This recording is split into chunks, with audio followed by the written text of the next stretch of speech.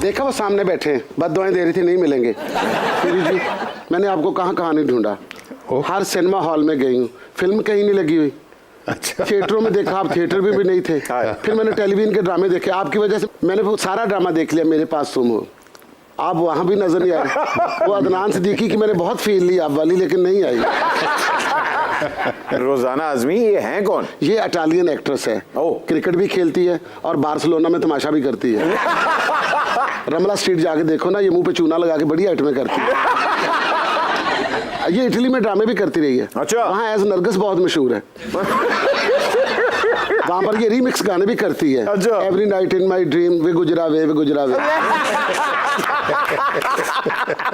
और फिर ये वहाँ से डिसाइड हो गया ना तो पाकिस्तान आ गई है। अच्छा। कहती मैंने जाके ना पीरू साहब के साथ काम करना है। वो कम पढ़ी लिखी एक्ट्रेस, इसको फ्यूजन कहते हैं, फ्यूजन। तुम जो कुछ करना चाहती हो ना इसे कंफ्यूजन कहते हैं। कुछ होता है नहीं है, फिर कहती मैंने इनके साथ जाके काम करना है। अच्छा। हाँ, पीरू के सामने सारा फिरती रही है, कैफे के सामने, हर आर्ट गैलरी में गई है। अच्छा। वहां पर जाके एक एक चीज को चेक कर रही है। मैंने कहा तुम्हारा यहाँ कुछ नहीं होने वाला, तुम वापस जाओ, वहां जाके वो अपनी सब्जी बेचो, आलू ले, टींडे ले, थले डिगबन तैयार ले। पीरू साहब ये रोजाना आजमी हैं, खुद को अपना पैरेलल क्वीन और शबाना आजमी की डिस्टेंट कजन समझती हैं। ओ खुदाया। अच्छा पीरू जी आप तो गवाह हैं, आप तो सब जानते हैं, आप तो जादू के दोस्त भी हैं। और ये तो मुझे 18वें ग्रेड का वैसे अताई लगा है। उनको मेरा तारुफ करवा रहे हो, उनके सामने मेरा तारुफ करवाना ऐसे ही जैसे सूरज के मुतारफ हेडलाइट कर देना। ले ओ। बट तुम्हें क्या पता, पीरू जी के साथ मेरा वही संबंध है जो चांद का चकोर, अरबी का तलोर और परवेज लाई का किसी और के साथ।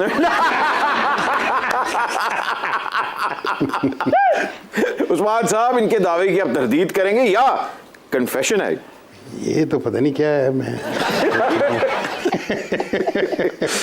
लेकिन आपकी हंसी और रिस्पांस मुझे बहुत अच्छा लग रहा है। मुझे लग रहा है कि आपने उस्मान साहब को कंफ्यूज कर दिया। पापड़ों को डाइट फूड कहने वाले बट आज तुमने उस्मान पीरजादा साहब को अपने शो में बुला के ना तुमने अपने कंगले पुराने शो को late night with Jimmy Fallon बना लिया। अच्छा। मैं पीर साहब की आमद की खुशी में तुम्हें बोनस भी दूंगी, दी late night with Vidya Balan. नहीं मैं ਤੁਹਾਡੇ ਨਾਲ लेट नाइट नहीं गुजारनी। वाह वाह वाह, ऐथे थे विद्या बालन हैगी लेकिन ऐथे थे विधवा बालन लग रही है। अब ये ना प्लीज कह दीजिएगा कि उस्मान साहब भी आपके क्रश है। अपने मुंह पे थप्पड़ मार के खुद ही सॉरी बोलो। तुम इमरान हाशमी बन के मेरे मुंह से फिक्रे क्यों छीन रहे हो? उस्मान मेरा क्रश नहीं, जन्म जन्मों का क्रश है। मेरी जिंदगी में पीरू जी ऐसे ही आए थे जैसे सिंड्रेला की जिंदगी में प्रिंस आया था। आप भी पार्टी में जूता भूल आई थी या? इतना बड़ा पाँव पूरे शहर में किसी का नहीं था, इसलिए पीरू को ढूंढने में मुझे ज्यादा टाइम नहीं लगा। उस्मान साहब ये शादी से पहले की बात है या शादी के बाद? नहीं, ये शादी से बहुत पहले की बात। ये उस जमाने का जिक्र है। Once upon a time। तो ये मोहब्बत शदीद थी या अधूरी रह गई थी? क्या बताऊं, बट बस समीना मेरी बड़ी अच्छी दोस्त थी, इसलिए मैंने अपनी लाजवाल मोहब्बत को कुर्बान कर दिया।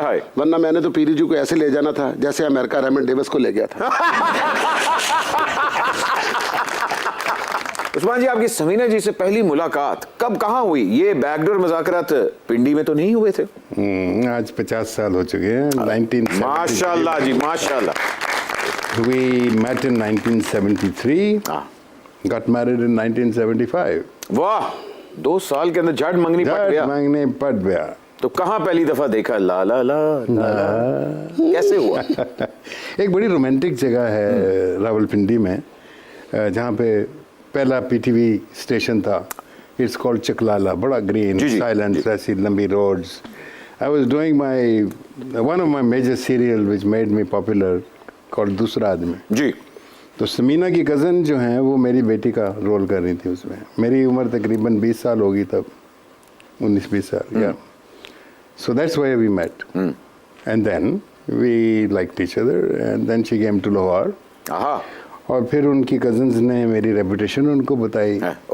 तो मतलब ये वाली रेपुटेशन है दूसरी वाली? सारी। Cocktail cocktail.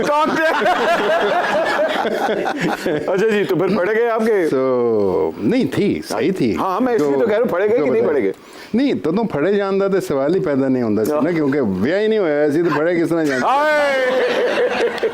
फड़न फड़ाइयां तो पहले ही हो चुकी हैं।